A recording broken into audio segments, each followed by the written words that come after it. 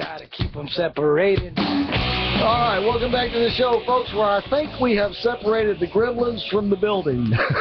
Knock on wood, everything has been working out pretty good for now. All right, yes, we got... Even YouTube's running good. Even YouTube's finally up and running good. All right, so just go to our channel, American Adversaries TV on YouTube. Let's go right to the phone lines. Eva's been so patiently waiting. Eva, thank you for being there, and thank you for calling.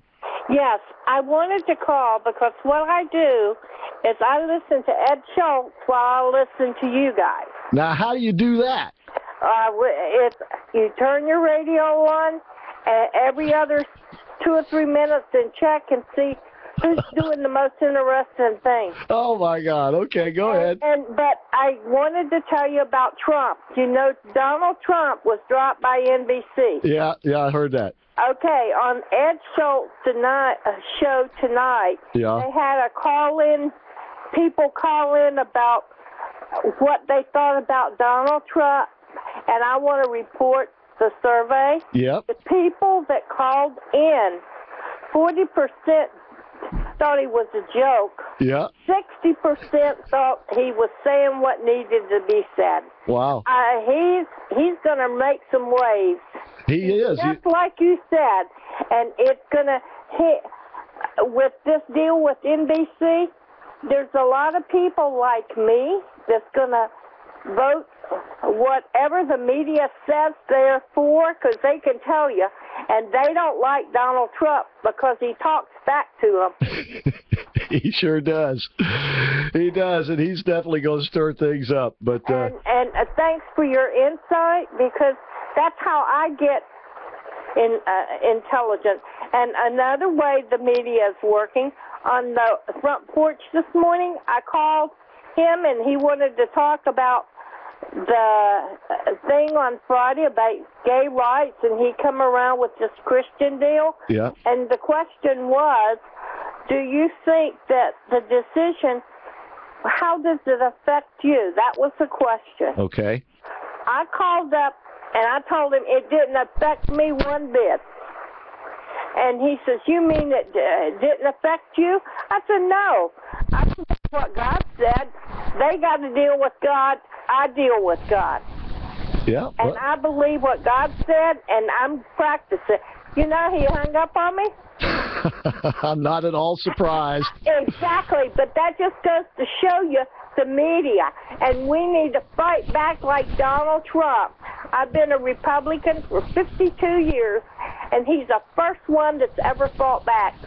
All of them's been so nice. They're so educated. You got to get down and fight dirty. You do. You do, absolutely. You're absolutely right. If you don't... And if for no other reason for that, while everybody's down on him, I'm putting him up, because we need to stand up and fight, and we got to be willing to fight with this coming up, because, excuse me, 5 men and women don't trump God in my eyes. That's all I have to say, and thank you so much.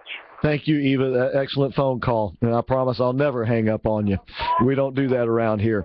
But, yeah, she's right. And this is what I was expressing at the beginning of the show. And, you know, the Republicans, for our adversarial form of government to work, you have to have two honest-to-God adversaries. And while the Democrats have been good adversaries and advocates for people who believe in them, Republicans have not. You just can't say they have been. Not since Ronald Reagan. Even George W. Bush, even though he was pretty good, you still got this compassionate conservatism malarkey.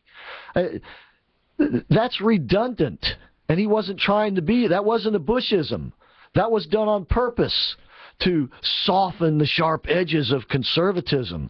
The only reason conservatism has sharp edges is because you have had a bunch of men and a few women, but mostly men, who have not been willing to get up and stand up for it and make the argument, make the case for it, because they don't want to upset somebody. Why, heaven forbid they lose their cushy job or something like that.